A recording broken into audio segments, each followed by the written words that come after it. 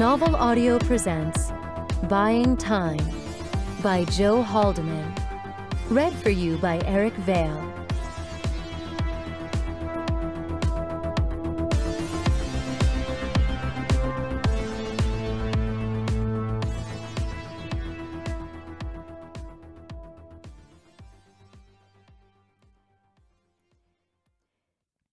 After the first 100 years, some people stop taking chances.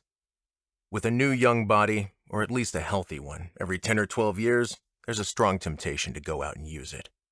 But if you did try to occupy centuries climbing mountains, skin diving, abseiling, and so forth, sooner or later the force of statistics would catch up with you. The Stileman clinics will cleanse you of cancer and sclerosis and make your vital organs and muscle and bone think they're brand new again. But lose a wing in a sudden storm, and you're as dead as any mortal, any ephemeral. Dallas Barr had ignored this reality for almost a century. He had sailed around the world in a 40-foot sloop, had braved vicious currents to swim the lonely corridors of the Titanic, had come to terms with himself in a winter-long Antarctic vigil. On the moon, he had climbed the Straight Wall and tramped the Plato Desert in search of fairy lights. He had bought his way onto the first team to climb Olympus Mons on Mars. Then, just before his 9th rejuvenation, he had been rappelling down an easy cliff in Australia's Blue Mountains when a foolproof rope snapped to give him 3 seconds of weightlessness and then a broken back.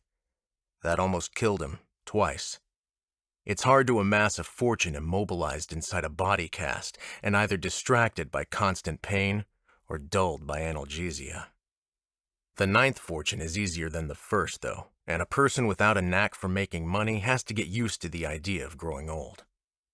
Lord Stileman himself had lived only to 105, dying in the fiery wreckage of an antique racing car. By then, his clinics already were the second wealthiest foundation in the world, and only a few years away from first place. The only people who got immortality for free were King Richard, a few politicians and administrators, and about 100 medical people, each of whom guarded one part of the complicated secret that was the Stileman Process. Everyone else bought the next dozen years on the same terms. All your worldly goods signed over to the foundation. And don't even reach for your checkbook if you have less than £1 million. Your perennial £1 million didn't buy true immortality, not in the absolute sense. The Stileman regeneration clinics could slow down the decay of brain tissue, but couldn't stop it altogether. Nobody had lived long enough to put it to the test, but from the clinic's extrapolations, it looked as if the upper limit would be less than 1,000 years. Sooner or later, your brain would fog up, and when your time came around, you wouldn't be able to find £1 million. You would grow old and die.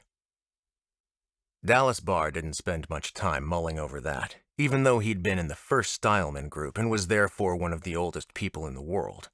Tightrope walkers don't worry about distance records. When he'd hurtled down the side of that cliff, Dallas had been in the 9th year of his current rejuvenation.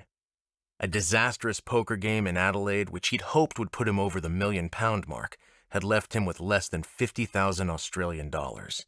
He had about 2 years to multiply that by 60.